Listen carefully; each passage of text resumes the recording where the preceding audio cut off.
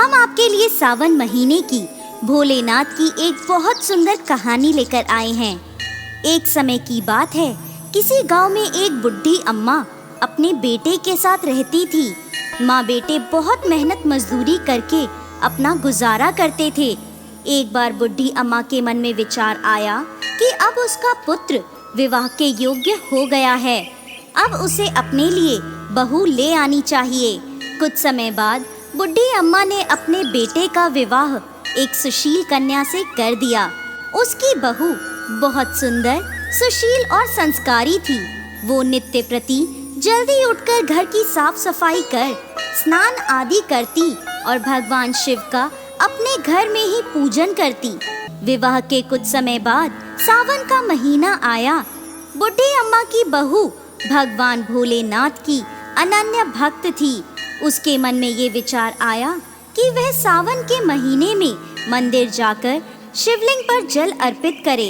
अपने मन में आए विचार को उसने अपनी सास से कहा, माताजी, सावन का महीना शुरू हो गया है, मैं शिव मंदिर जाकर पूजा पाठ करना चाहती हूँ, शिवलिंग पर जल अर्पित करना चाहती हूँ। लेकिन बुढ़ी अम्मा ने उसे मना कर दिया और कहा, घर में ही पूजा कर लो, मंदिर जाने से समय बर्बाद होगा, इतने समय में घर का सारा काम हो जाएगा। ये बात सुन बहू उदास हो गई, लेकिन कुछ नहीं कर सकी। उदास होकर घर के कार्यों में लग गई। उस दिन उसने कुछ अन्न जल ग्रहण नहीं किया। अगले दिन बहू कुएं से जल लाने गई। रास्ते में उसने देखा गांव की दो लड़कियां पूजा की थाली सजाकर मंदिर की ओर जा रही हैं। उसने उन्हें रोका और पूछा, तुम सब कहाँ जा रही हो? तब वह बोली, सावन का महीना शुरू हो गया है, हम सब भगवान भोलेनाथ का पूजन करने मंदिर जा रहे हैं। ये सुन वह फिर उदास हो गई। लड़कियों ने पूछा, आप क्यों उदास हो गईं? तो वह बोली, भगवान शिव मेरे आराध्य हैं, लेकिन मेरी सास ने मुझे मंदिर जाकर पूजा करने से मना कर दिया। तब लड़कियां बोली, आप चिंता मत करो, हर रोज इसी समय पानी भरने आया करो और हमारे साथ मंदिर चलकर भगवान शिव की पूजा कर उन पे जल अर्पित किया करो। तब वह बोली, लेकिन मेरे पास पूजा की कोई सामग्री नहीं है, घर से लाऊंगी तो सास को पता चल जाएगा। तब लड़कियां बोली, कोई बात नहीं, आप हमारी पूजा की सामग्री से पूजन कर लेना। ये सुनकर वो बहुत खुश हुई और रोज उनके साथ मंदिर जाने लगी, जहाँ वो शिवलिंग पर जल चढ़ाती और भक्ति भाव से भोलेनाथ की पूजा करती और उनसे कहती, मैंने अपनी सास से ये बात छुपाई है, इसके लिए मुझे क्षमा कर दीजिएगा। ऐसे ही पूरा सावन का महीना बीत गया। सावन के अंतिम दिन उसने सोचा, पूरा महीना मैंने इन लड़कियों की पूजन सामग्री से पूजा करी है, आज तो मुझे अपना कुछ भोलेनाथ को अर्पित करना ही चाहिए। ऐसा सोचकर उसने अपनी नाक से सोने की नथ उतारी और उसे धोकर शिवलिंग पर अर्पित कर दिया और पूजा कर घर आ गई। घर आकर वो अपनी सास से नजर छुपाकर इधर उधर घूम रही थी, क्योंकि वो जानती थी कि उसकी नाक में नथ ना देखकर सास जरूर पूछेगी कि नथ कहाँ गई। ऐसे ही दोपहर हो गई।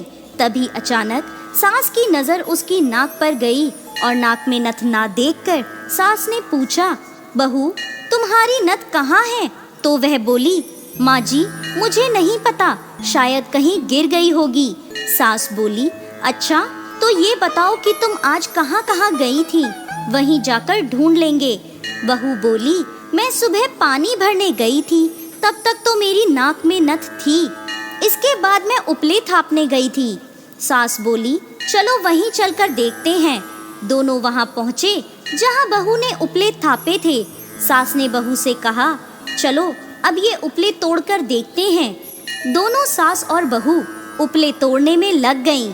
जैसे ही दोनों ने उपले तोड़े, दोनों के उपलों में एक एक नथ निकली। सास बोली, नथ तो एक ही थी, ये दो कैसे हो गई? इसके बाद सास ने एक एक कर सारे उपले तोड़ने शुरू कर दिए। अब सास उपले तोड़ती जाए और उन सब में से नथ निकलती जाए। सास ने बहू की ओर देखा और पूछा, ये क्या मांजरा है? तब बहू ने सास से क्षमा मांगते हुए सारी बात उसे बता दी और कहा, ये भगवान भोलेनाथ का आशीर्वाद है। आज मैंने सावन की समाप्ति पर उन्हें अपनी नथ अर्पित की थी और उन्होंने मुझे इतनी सारी नथ वापस कर दी। सास बहू की बात सुनकर बहुत खुश हुई और कहा, सावन माह में स्नान, जप, तप और दान का इतना महत्व है तो अगले साल हम दोनों मिलकर शिवलिंग पर जल चढ़ाएंगे और पूजा पाठ करेंगे। अगला सावन का माह आने पर दोनों सास बहू ने नियम से सावन का स्नान किया, पूजा पाठ, जप तप किया। भगवान भोलेनाथ की कृपा से बुढ़ी अम्मा का घर अन्न धन के भंडार से भर गया। बहू को एक सुंदर पुत्र रत्न की प्राप्ति हुई। हे भोलेनाथ, जैसी कृपा बुढ़ी अम्मा और उसकी बहू पर करी, वैसे ही इस कहानी को कहते, सुनते और हुंकार भरते सब पर करना। जय भोलेनाथ।